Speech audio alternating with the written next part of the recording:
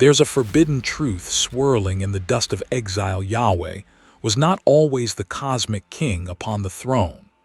For in the shadowed alleys of Babylon, with the temple stones shattered, and Zion's song drowned by rivers of foreign tongues, the name of Yahweh flickered in danger, like an ember devoured by mighty winds. The exiles remembered, and trembled. The God who once split seas and shattered Pharaoh now seemed to teeter unmoored. Was this warrior storm God, once wrathful on Sinai's heights, now abandoned by his own might? Listen, listen to the pulse beneath lamentations, to Jeremiah's haunted weeping. How does the city sit solitary that was full of people? The agony is not just the loss of land, but the shattering of cosmic order. Israel's priests and prophets grappled with a divine mystery. If Yahweh was truly supreme, how had Babylon triumphed? The nightmare of exile was a crisis of belief, a crucible that could destroy or transmute. But in this midnight, something ancient stirred. Forced from their homeland, cut off from sacrifice, and the elders read the words of Isaiah and Ezekiel like clandestine maps. They recast Yahweh not as a tribal god, but as Lord of all nations. His power undimmed, his purpose unfolding even through catastrophe. Babylon's God seemed victorious, but the exiles whispered a deeper plot. I form the light and create darkness. Yahweh proclaims through Isaiah, I make peace and create evil. I, the Lord, do all these things. Here in the crucible, Yahweh absorbs the storm, not just a destroyer, but the architect of fate itself. It is a radical transformation, a sublime defiance. The Psalms of exile reflect this metamorphosis. Yahweh becomes both judge and redeemer, distant and near transcendent, yet heartbreakingly imminent. Faced with temples of Marduk and the lure of assimilation, the Israelites do not abandon their God. They crystallize him into something undying, invisible, and uncontainable by place or idol. In Babylon, monotheism becomes iron. The tradition shifts. Worship no longer anchors to land or king, but covenant and memory, writing and law. Yet, what did the survivors lose in this turning? Yes, Yahweh survived. Yes, he grew. But what fragments of the old thunder god, what windswept promises vanished in the bargain? Beneath the new monotheism, do you feel the echo of storm and flame? Yahweh still roaring from the whirlwind, reshaped but unbroken? Or did something essential slip away, hidden forever under Babylonian stars, waiting for the chosen to remember? Here is the heresy you weren't taught in Sunday school, and do not dare ponder in public prayer. The name Yahweh echoes in the shrines of three faiths, the forbidden name split like lightning. Yet the storm began in hidden valleys. Yahweh, the warrior of Sinai, is now spoken as God, across continents, invoked beneath steeples and minarets. But do you feel the paradox, the fracture? He who once hurled thunderbolts in the night sky of Bronze Age Israel is today the Our Father of Christendom, the Allah of Islam, the invisible threaded through Holy Writ. Divinity transmuted, legacy lingering, insurrection blessed by time. Pause and remember, the ancient scrolls held secrets before doctrine. Deuteronomy shouts, Hear, O Israel, the Lord is one. Yet this is not a soft proclamation. It is a battle cry against the many gods of Canaan, the echo of conquest and choice. Monotheism was an act of rebellion. Later, the prophet Isaiah would thunder phrases that reshaped the world. I am the Lord and there is no other. These words consumed old myths, distilled hope from chaos, forged Yahweh's solitary throne from the ashes of ancient rivals. Now let the curtain fall between covenants. Christianity, born in the ferment of Second Temple Judaism, does not abandon Yahweh. It multiplies his mystery, sanctifies him as Father, Son, and Spirit. The God revealed on Mount Sinai is confessed by the apostles as incarnate, crucified, risen. Paul preaches in Athens, speaking not of a tribal God, but the God who made the world and everything in it. Yahweh transcends language, yet the trace of Sinai remains.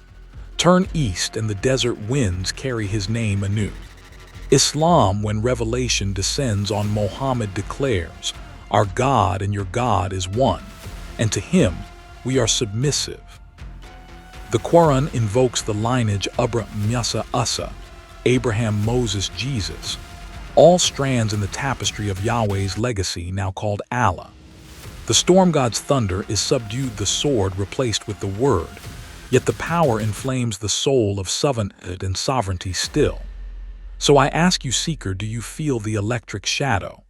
Yahweh the tempest, the fire on Sinai whispers from every holy page, fragmented yet indivisible, remembered yet remade. Has the ancient storm truly passed, or is it merely rewritten in the hush between prayers? They told you Yahweh was always the one, the solitary monarch above all, eternal and unopposed.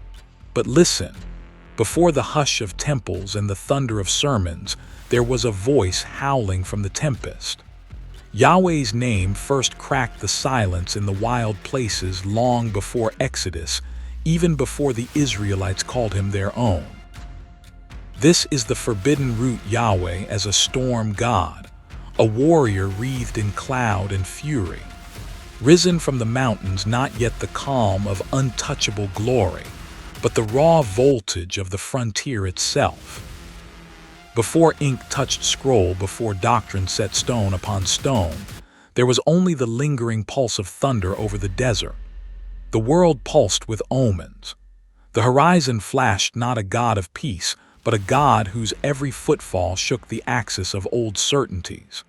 His earliest mention is not in golden scrolls, but chiseled into history, in the victory hymn of Pharaoh Munapta 20 centuries before Christ, where Israel is laid waste, but no pantheon is named.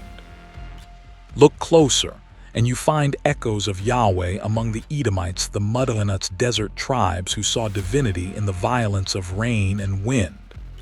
Yahweh came from Sinai, intones Deuteronomy 33:2. The words burn with ancient mystery, gesturing to origins outside the borders of later orthodoxy. He was a God known for his terrible presence riding forth from his voice, the thunder that shattered the horizon. Each sound, thunder, rain, wind, became a glyph of vibrational memory in the bones of a wandering people. The stones themselves must have remembered, their faces cracked by lightning's kiss bearing marks like forgotten script. It is said in Habakkuk 3:3, God came from Teman, the Holy One from Mount Paran. The text murmurs of a lineage hidden yet insistent, a thread woven from the red earth of Edom, the shadowed canyons of Monotheism. Here is no sanitized deity, but the living storm, the wild current below routine prayer. War and weather, these were Yahweh's elements in an age when the sky was alive with omens.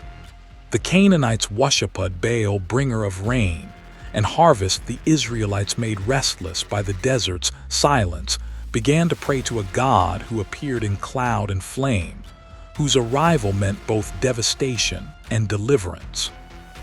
Psalm 29, older than the monarchy, sings of Yahweh's voice breaking cedars, twisting oaks, divine power unleashed in the storm. But how did this unpredictable desert warrior become the pole star of monotheism, the hidden architect of Western faith? What force turned the storm into the still small voice, the invincible into the invisible? Along the ancient caravan roads somewhere between exile and Exodus, something happened. The transformation began not with doctrine but with desperation. Survival hammered into meaning, fear transmuted into faith. Listen deeper. Layer by layer, the older thunders were covered, first by psalms and laws, then by centuries of retelling. Yet even now, if you attune to the background hum, you can sense the suppressed vibration, the storm's memory. This then is the riddle that shadows history. Why did they choose the storm over the sun, the tempest over tranquility? What did the Israelites see in Yahweh's lightning that made them call him not just a god but their God? Or did Yahweh find them through the storm before they ever sought him at all? And if you listen past the silence, can you still hear that voice waiting just beyond the edge of what can be named? They called upon thunder, and a name answered. Beneath the blood-red haze of the Bronze Age, every drop of rain, every crack of lightning, every clash of sword against shield was the breath of a god. Not one god, many. Rimmon on the Aramean heights, Baal on the Canaanite hills. Storm-bearers and war-bringers carving their will into the storm-whipped landscape. Yet beneath this din, invisible current swirled, an undernote humming through the bones of the earth. They're woven in secret script on a crumbling Egyptian victory stela. The Merneptah stele dated to the late 13th century BCE.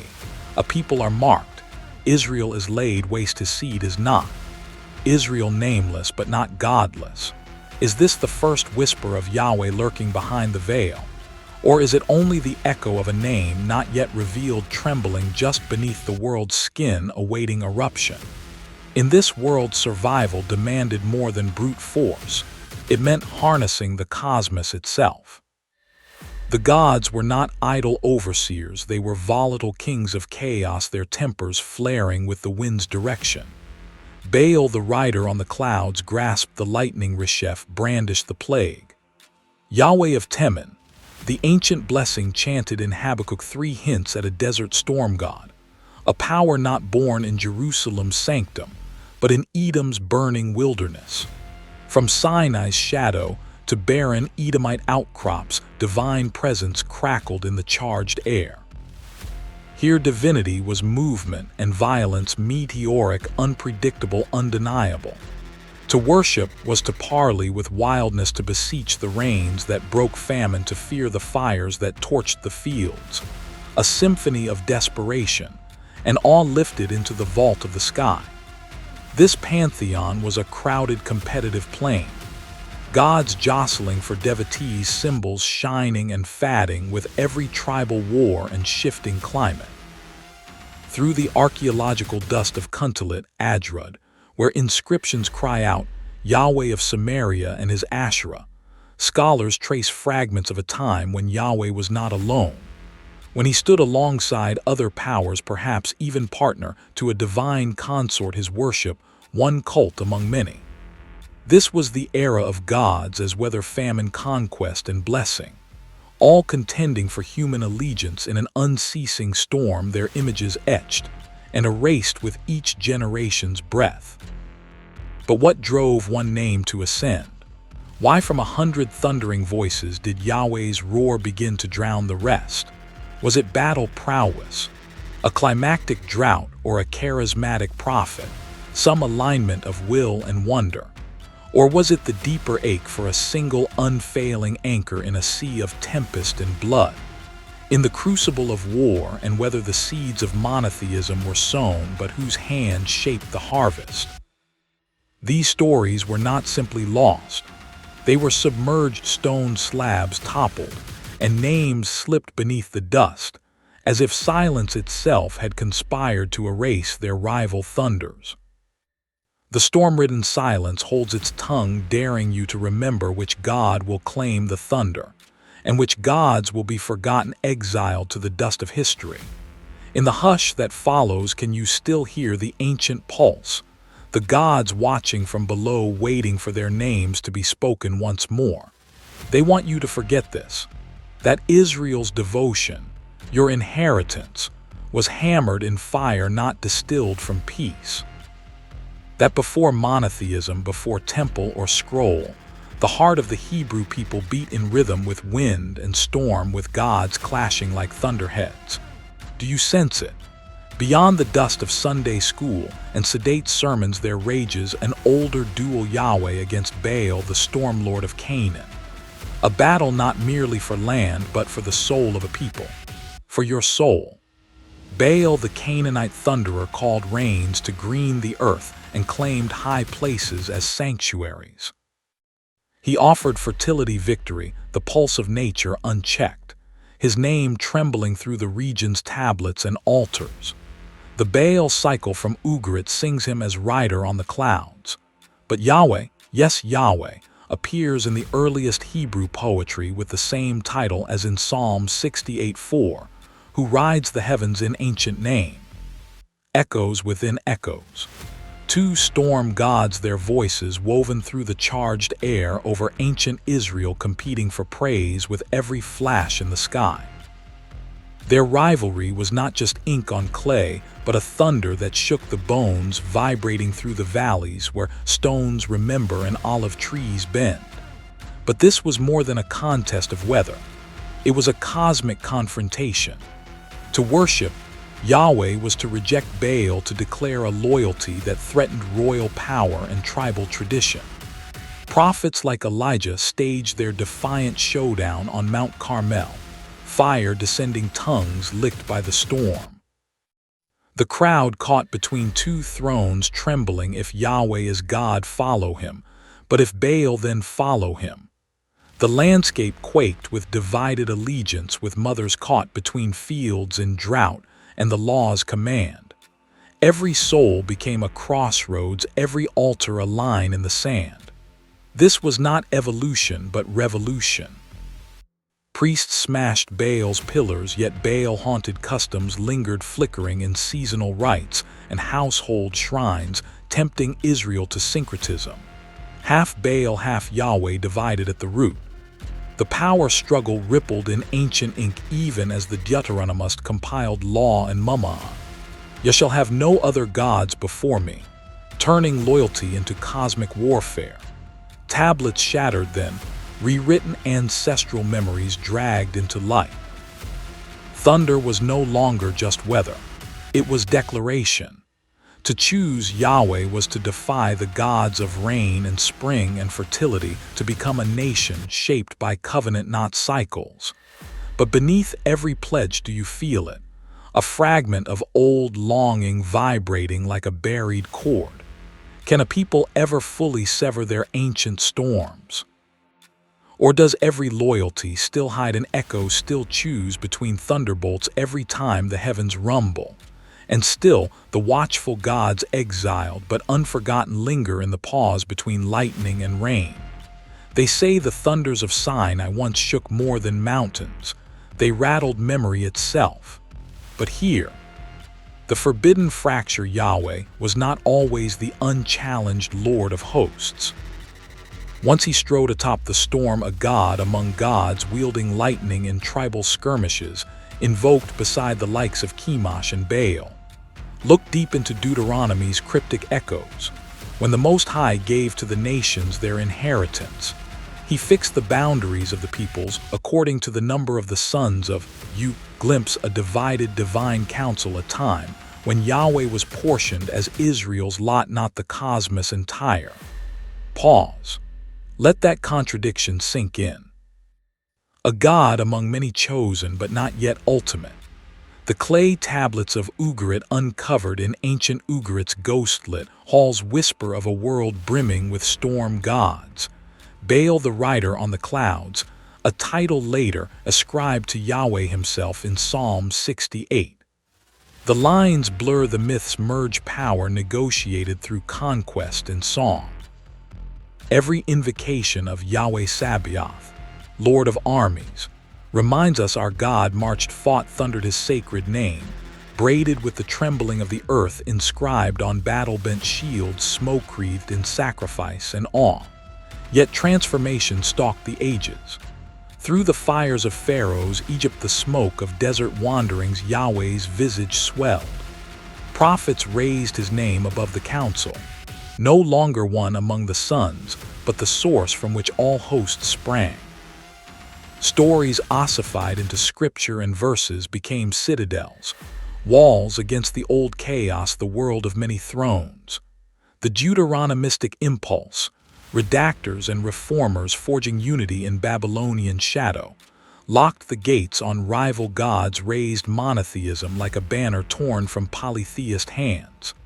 The Shema emerged. Hear, O Israel, Yahweh our God, Yahweh is one. And a crucible formed from vibration and vow. It was refining violence, not gentle theology, a crucible of exile, empire, and memory rewritten. By the time of Isaiah, it was thunder no more but cosmos-spanning declaration. I am Yahweh, there is no other. The storm-born God claimed the silence left by toppled idols, his ancient war cry recast as world-commanding voice. Not just a flood, an intentional silencing. Not mere evolution, but a reshaping of consciousness and cosmos sealed by fire and forgetting. Here is your relic burning with forbidden clarity. The enemy vanquished was not merely Baal, Melech, or Ishtar, but the cosmos so filled with competing thrones. Yahweh rose transformed, storm-wrought, exile-shaped, hammered into unity by suffering and hope, crowned by the ache of collective longing. The question remains echoing off the ruined altars: what does it cost the soul of a god and a people to move from warrior among many to ruler over all? If we remember that journey, if we trace those lines within our own shadow, might we see our battles too, mirrored in the thunder waiting to speak their names? And still, beneath the silence, the old gods dream. They called it deliverance, but beneath the hymns and miracles, the Exodus was a shockwave, a storm that ripped through the consciousness of a people, forging identity from spectacle and fear. Hear Yahweh, whose thunder rode not only the Sinai but the trembling hearts of Egypt, stepped out of the shadows of the desert and into the annals of the conquering gods. Moses, the fugitive shepherd, became the prophet of outrage. Frogs' blood and darkness blazed across the riverbanks, echoing not just through scripture, but through the surviving war songs of a battered, haunted Bronze Age. Listen, the ripples still vibrate. In the hush before dawn, you can almost feel it, a residue of breath, etched into the bones of deserts, humming in the unbroken silence after catastrophe. The Exodus story is no mere tale, it is a tectonic shift, an upheaval written into the ley lines of memory and the deep architecture of collective soul. Each plague, each sign does not simply punish. It exposes, strips away pretense, tests the resonance of belief versus control. Scholars' lips still quiver with the memory. Who is like you among the gods, O Yahweh? Sings Exodus 15:11, a verse carved into the psyche of civilization, whispering of older rivalries. The chariots drowned in the sea were not only Egyptian steel, but the old order itself, the house of Ra, and the legacy of Baal shattered by a new voice from the storm. To the Canaanites, Baal was the cloud rider, the master of lightning. But in this night of escape, it was Yahweh who split the seas and cloaked the heavens in wrath. The echoes of Ugaritic texts, recording Baal's power over storms, linger here, now inverted, subverted, as Yahweh's dominion is declared with every surge of water and every fractured idol. And what was the true contest? Some say it was about power. The plagues pitted against the impotence of Pharaoh's gods, each sign a rebellion against cosmic hierarchy. Egyptian priests called upon Hukka and Isis, yet their magic withered beneath Yahweh's tempest. The plagues were more than natural disasters, they were a cosmic trial stagelit by the memory of ancient Near Eastern battles where gods overturned empires. The text itself admits the subversion. Against all the gods of Egypt I will execute judgments. I am Yahweh. History, myth, and theology collide. The old pantheon cracked, and the silence that followed was heavy. A deliberate unmaking of spells, a ruckalabrushon of the sacred order. But was it only thunder and fear? Was the story merely a record of terror, or an invitation to choose in the valley between chaos and covenant? The Exodus left a scar, and a promise that no chain could survive the voice from the whirlwind. It is a myth that refuses to die, a question pressed into every age. Whose power do you trust when the waters rise? Whose storm will you follow when your world is breaking open? The answers echo in every Exodus, ancient and now daring you to remember what it truly means to walk out into the fire to cross the trembling waters and face, without illusion, the living God. And still somewhere beneath the surface, the drowned idols watch and wait, their silence pressing up through the cracks of history, an unspoken reminder that deliverance always leaves echoes in the dark. A secret waits in the shadows between thunder and silence. This is the riddle of Moses and the covenant. How did the Israelites bind themselves not to idols of stone, but to an invisible, unyielding presence? The covenant at Sinai is carved into our collective unconscious, yet its foundation is built on a contradiction, a pact made by desert fugitives with a God who once hurled storms and seized mountains in anger. In Exodus 19, the mountain trembles, the air shatters with thunder, and the people stand numb with terror, not at an abstract ideal, but at a living storm. Lightning fissures the sky like cracks in the first tablets, each bolt an ancient syllable etching destiny on the soul's door. This is no passive, domesticated deity. This is Yahweh, the same name once uttered in whispers among Kuntillet nomads, and invoked in battle atop windswept ridges, as revealed by the Song of Deborah in Judges 5. A presence felt in the pulse of the earth, the trembling of the bones. Do you feel it?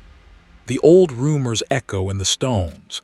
Yahweh was a God of tempest and vengeance, but now Moses stands as mediator, transfiguring war-soaked covenant into an unbreakable unity rooted in law. What flashed as lightning in mud and hardens into tablet and testimony at Sinai? What thundered as conquest transforms into a promise, "You shall have no other gods before me"? At that crossroads of flesh and fire, the storm god becomes the god of justice, more than a tribal warrior, a cosmic legislator. Law not as a cage, but as a living current binding every gesture to the pattern of stars above. Scholars trace the echoes, ancient covenants like the Hittite suzerainty treaties, the unyielding code of Hammurabi. But here the weaving is Tutta, the loom set not by kings, but by the abyss between exile and hope.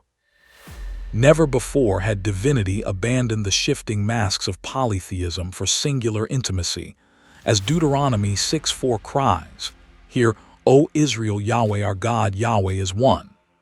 Here monotheism cracks open the heavens, not the birth of a gentle faith, but the explosion of a covenant that binds freedom to obedience, personal destiny to cosmic order. Here the chosen are not privileged, they are charged there, every action held to the fire, every silence heavy with expectation. Ancient priests may have trembled at their veiled glimpses of Yahweh, but the people were now called to answer, each life engraved with divine expectation. In the trembling hush that followed, the mountain's vibration lingered in bone and memory.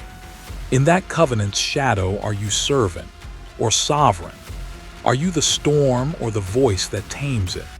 The stones still whisper, and the thunder does not forget. When the mountain calls your name, will you listen? Will you answer? Or will you vanish into silence, leaving the fire to choose another? The ancient flame flickers, and still, the mountain breathes, waiting. It was never just a throne. It was a crucible smoldering with the shadows of forgotten gods and embers of forbidden promises. King David, the shepherd made sovereign, did not merely unite tribes. He summoned Yahweh into the heart of Israelite destiny, forging a pact of blood, lightning, and national longing. Before David, Yahweh flickered on mountain altars, a local storm bringer invoked in dusty borderlands rivaled by Baal and Asherah. But David's city, Jerusalem, became more than stone. It was a cosmic theater where the tribal deity was unveiled as king of all kings, their shield and their sword. The hills echoed with new psalms and ancient dread. A trembling ran through ancestral bones. Listen for the book of Samuel whispers, the old order's demise, ark of the covenant paraded in the streets, psalms rising like thunder. Yahweh of hosts, God of the armies of Israel. No longer a hidden patron, but the banner over a chosen nation. The smoke of sacrifice thickened the air as David danced before the ark. The world tilted, priesthood yoking the palace, prophets anointed with oil and trembling vision. Power and prophecy, entwined by the hand of the divine fate, knotted tight with fresh sinew.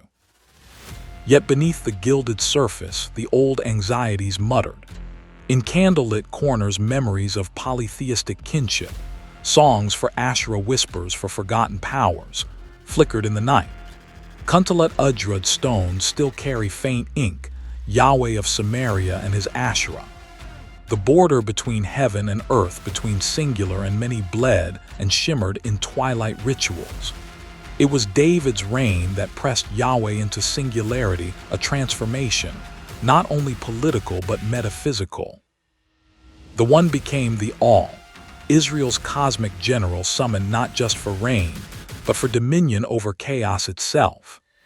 David's psalms, half plea, half proclamation, inscribed Yahweh's name like a seal into the people's longing and fear. Look closer. Do you hear the unspoken question humming beneath the sanctuary floor? When we sing David's psalms or whisper Jerusalem's name, are we remembering a king or the birth of a new cosmic order? Are we living the aftermath of conquest or still caught in its reverberating storm? The sanctuary stands the questions burn. Who selects the God who will select the nation, for glory or for warning? And even now, in the silent geometry of shattered idols, do the old gods wait in shadow, witness to a choice replaying itself in every heart? What if holiness was once violence and prophecy, once the thunder of conquest? In the trembling wake of kings and priests, a single name began to rise: Yahweh. Not just the stormbringer, not just the God of Israel's armies, but a voice that thundered into human conscience, demanding not sacrifice but justice. We are taught to see monotheism as purity, clarity, light. But hush and listen. The prophets came screaming to a world still in love with idols, blood rites, and the pleasures of the powerful. They came with visions the rulers dreaded. Here is the forbidden crack in the old stone tablets: ethical monotheism did not descend calmly from Sinai. It stormed in through Amos, Hosea, Micah, those flames in desert flesh, whose words still smolder in history's dust. Let justice roll down like waters and righteousness like an ever-flowing stream, declares Amos, standing in the ruins, indicting both king and temple. Their words were not gentle rain. They were lightning that split the hardened sky, echoed in the geometric shape of ruins and scrolls. These prophets, cousins to the mudmen and outcasts, tore open a path, dragging Yahweh out from his mountain womb, out from war's crimson fields, and into the trembling heart of morality. No more was God chained to a single tribe, waving banners above iron chariots. Now Yahweh spoke as the unseen conscience of the world. The prophet Hosea felt the divine ache. I desire mercy, not sacrifice. And the rules of all old gods shattered in the dust. Court rituals failed, power meant nothing, compassion was enthroned. The divine was no longer satisfied with ritual or reign. He demanded justice for the widow, shelter for the orphan, welcome for the stranger. Every oracle was a tremor breaking open the Holy of Holies, pouring nameless resonance into the cracked vessels of a nation. In ancient synagogues where echoes still linger in the stone, even the scrolls remember justice, not burnt offering. And this was treason against every god of empire, fertility, and fear. The prophets did not merely warn, they destabilized, calling down fate's spiral upon cities walled in pride. Whispered in the courts, carved in broken tablets, their summons was a vibrational upheaval, an earthquake in the spiritual lattice of an age. Ancient astrologers saw the stars drift from their calculations. Kings felt an uneasy chill as the world's axis wobbled, its old certainties dissolving. What secret did these prophets see in the whirlwind? What madness or mercy moved them to transform a tribal war god into a universal call for justice, unsettling kings, and tearing down the idols of their own people? In the crucible of exile and oppression, when all seemed lost, why did they still call upon the name and the ethic of Yahweh rather than surrender to silence or vengeance? Even now, as the ancient gods retreat into myth and shadow, the conspiracy echoes on. Can one voice shape the conscience of a world even as it is hunted by the old ghosts of power? Listen. Can you hear the refrain vibrating beneath the world's forgetting? And even as the silence grows, do you sense the trembling presence still watching from below, waiting for the next awakening? It was never an innocent silence. It was a war of memory, a ritual erasure. Before Yahweh's throne blazed alone in the high places, echoes of rival gods thundered through the hills. Baal, Asherah, Molech, names once sacred now reduced to shadows. This is the forbidden contradiction. The God who demanded devotion also demanded amnesia, the severing of cosmic kin. We read it in the Bible disguised as victory. You shall have no other gods before me. Yet beneath the commandment revolution simmers, an orchestrated forgetting, a sanctified drought. You can almost hear it, the hush that follows after thunder, the empty hollows, where other names were chiseled out. Listen, the stones of ancient Israel still whisper, pressed with the fingerprint of vanished prayers. Archaeologists unearth household idols and amulets, Hebrew inscriptions daring to invoke Asherah alongside Yahweh. Kubbat el-Kum and Kuntillet Ajrud sites whose walls breathe haunted harmony. The silent shards tell you in those liminal centuries, Yahweh moved not as a solitary king, but among a company, Canaan's sacred assembly. The sacred was plural, layered like temple veils. Divinity flowed between kin consorts, twined roots underground. Some believe the cherubim atop the ark wingtip to wingtip hold memory of those celestial pairs. But rival gods do not survive the fire of monotheism. Devotion became weaponized. Prophets like Elijah called down flames upon Baal's prophets. Not merely story. This was an incantation, a psychic embargo, a violence of remembrance. Rituals splintered, sacred groves fell to the axe, high places were razed, carvings were ground to dust. Names grew forbidden, recited only as warning or curse. Babylonian exile pressed the lesson deeper. Unity now meant survival, and unity demanded the ruthless excision of alternative visions of the holy. The slow erasure shaped new scripture, redacted line by line like a sculptor, scraping away all but one face from fractured stone.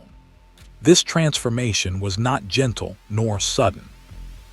It dragged through generations. Priests rewriting, scribes omitting, communities reconstructing their spiritual genome. The God who once rode the storm clouds now claimed every thunder, every rainfall. Whereas Asherah's living tree, Baal's molten stone, Molech devouring fire. Lost to the hush of monotheism's triumph, submerged records beneath the altar.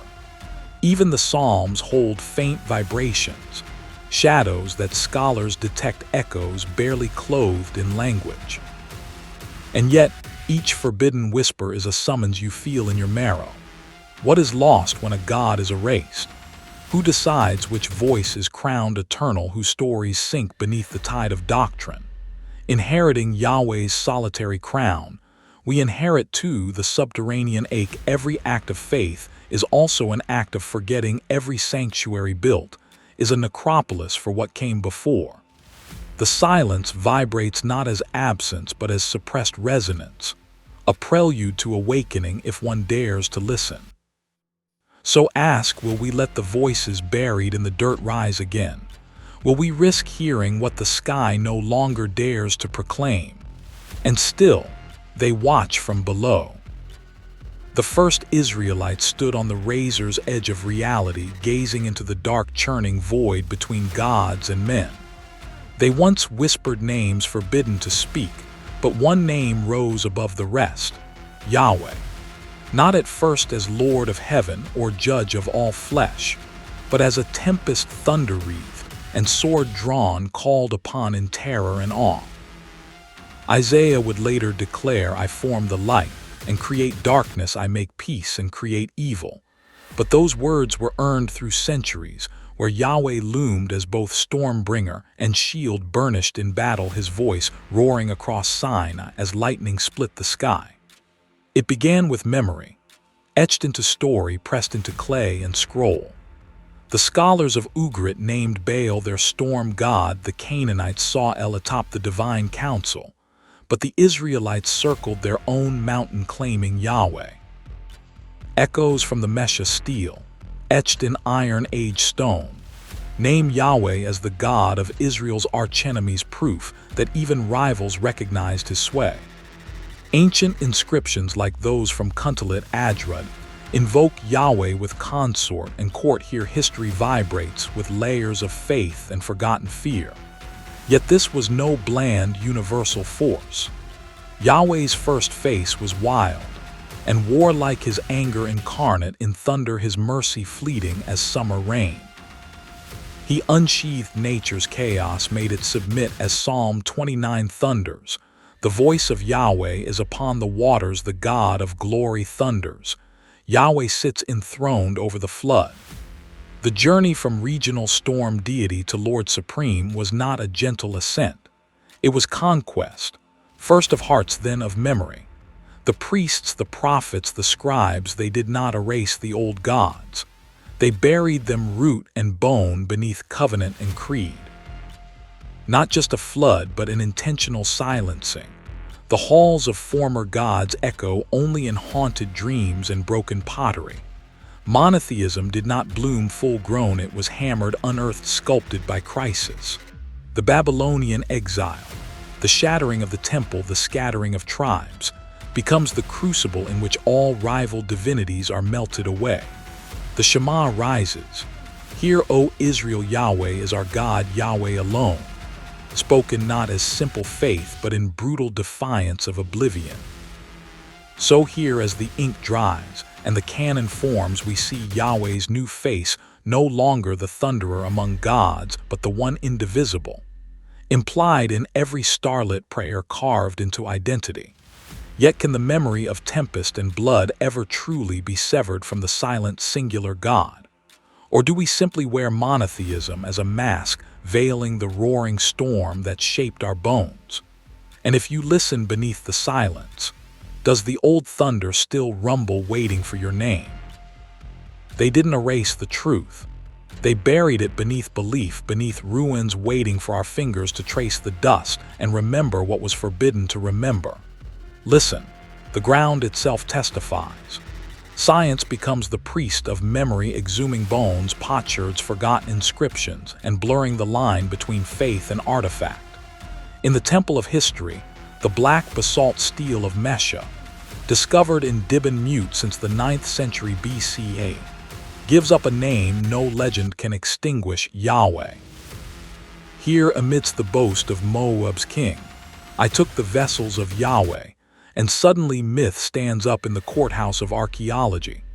The stones are not silent. Their cracks run like veins, like the branching of ancestral lightning, an ancient pattern that once aligned with the pulse of thunder. Even the shattered seals and burnt altars, hidden for centuries beneath sand and ash, pulse with something more than chance. In the heat-scorched deserts of Sinai, the inscribed name, Yahweh, leans into memory, not invention, set alongside the fleeting marks of gods now consigned to oblivion. Though Hebrew scribes centuries later would guard the name like a flame in a jar, here it lay, exposed, a tribal invocation among many, a syllable vibrating through shifting tribes and lost tongues. The ivory pomegranate, the silver amulet from Kedef Hinnom, etched with a blessing for Yahweh. Such relics are not mere artifacts, but forgotten harmonics, reminders of a name prayed beneath blood-red sunsets. The artifacts uncovered at Kuntillet Ajrud and curb it, Elkum tell a tale no doctrine can easily silence, invoking Yahweh and his Asherah, the divine entwined with a counterpart. Here belief was not forged with a single chisel stroke, but tempered slowly, by fathers under star-canopied nights, by mothers whispering old songs. Supremacy was a midnight ascent, not a spark from nothing. But what does science reveal beyond the cold shimmer of data? Every potsherd, every silver amulet becomes a cipher, proof that Yahweh was invoked as protector, storm-bringer, war companion. These relics do not confirm only the faith of a chosen few.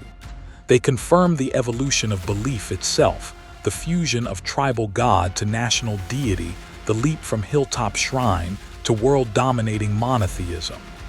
The words of the prophet Isaiah, "I am Yahweh and there is none else," were yet unformed on the lips of stone and clay, echoing not certainty, but transformation. Why do you think these truths remained buried until now? What secret contracts were made between stone and silence, waiting for you to listen, not merely with eyes but with awakened memory? Can archaeology ever exhume the hunger in our souls, the yearning for the lost name once spoken in thunder, now echoing in our bones? If the earth testifies, are you ready to hear what it never asked permission to reveal? And still, deep beneath the surface, some truths vibrate out of reach, singing to you in the hush between heartbeats, waiting for the moment you will kneel and listen. It was never a legend. It was a warning. And yet even warnings whispered across ages become prophecy. Open the word, and behind every thunderclap, every command etched in trembling stone, Yahweh's shadow lingers, a presence both ancient and unsettlingly present. They said Yahweh was but a local storm bringer, a tribal name barely heard above the din of foreign gods swirling in the bronze-tipped chaos of Canaan and Sinai. Dig into the dust, follow the trail of name spells on a faded Kuntillet Ajrud inscription, the earliest earthly echo of Yahweh of Samaria and his Asherah. Here, hidden from Sunday school gloss, lies the first face of God, a tempest, a warrior, a secret thunder on the horizon. But why does Yahweh's story still pulse at the heart of our own? Because the transformation was not a peaceful one.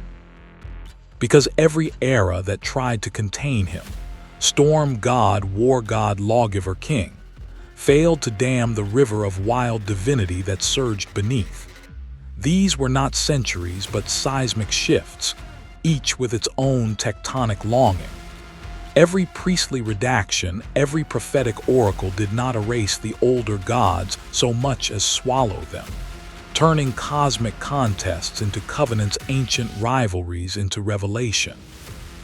What began as a contest for skis and shrines, Yahweh versus Baal, remembered still in the Book of Kings, became the arc of memory itself, evolving from elemental fury to transcendent unity. This is no slow dissolution, it is a crucible. Old names burn to forge a new vibration. And to this day, the world's great monotheisms echo the Yahweh voice, fire in the bush, silence in the question, law at the edge of the impossible. Each sacred text is not just a document but a coded pulse, etched with the geomancy of longing and loss. Ask Moses haunted by fire on Horeb.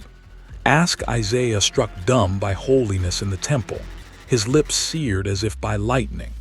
Ask every exile who wept for Zion by Babylon's rivers. How can you sing the Lord's song in a foreign land? What is a God if not the one name that refuses to fade? When we say God, whose thunder do we still hear? Is it the storm on Sinai, or the whispered breath in every human justice, every longing for the one behind the many? You are not just hearing history, you are standing in the bones of memory. So stand in the shadow of history's mountain. Yahweh's story endures because it is the architecture of memory itself, a rhythm of revelation, revolt, and relentless return. The thunder that once split the skis over Sinai still coils in the silence between your heartbeats. What ancient storm whispers in your bones waiting to be remembered? What if the true forbidden knowledge was not forgotten, but hidden waiting for this moment, aching for you to uncover? And still, the echo waits, just beyond the veil, listening for your answer. The final secret is not silence, it's thunder held in a human tongue. Who is Yahweh? Not a name, but a rupture.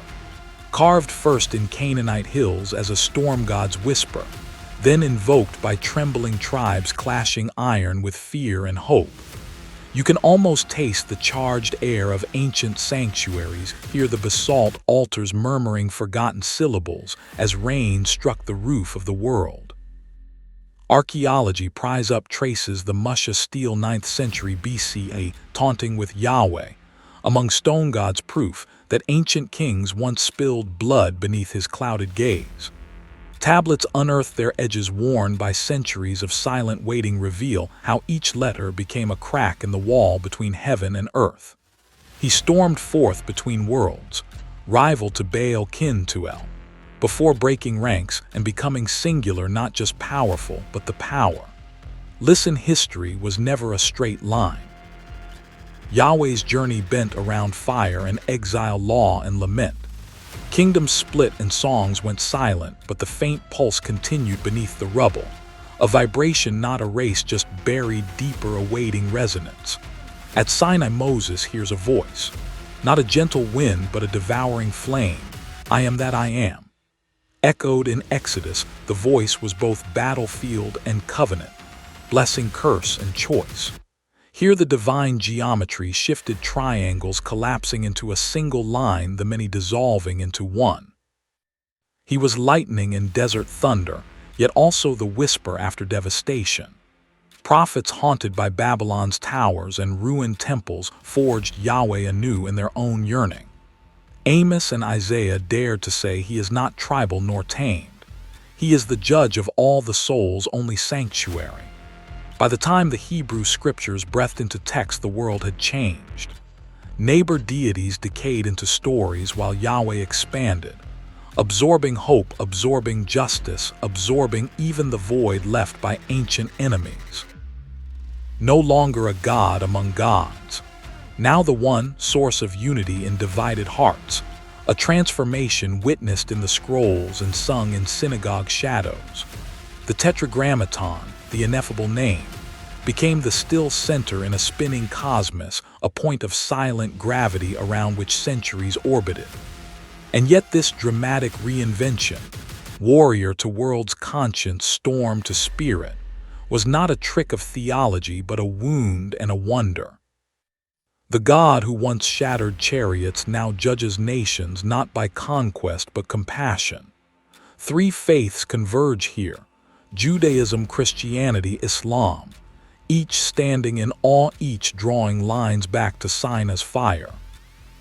What does it mean that the world's most enduring monotheism was born from storm and struggle? Is monotheism a cosmic evolution, or a longing for one presence to answer chaos? Yahweh, the name itself forbidden by tradition, still reverberates beneath every oath of faith. Was history truly shaped by a God? Or have we, in seeking to name the thunder, shaped ourselves? The story is not over. The echo remains, weaving through memory and dream, trembling in the roots of your own longing. Will you let it awaken you? Or like those forgotten stones, will you keep silent and wait for thunder?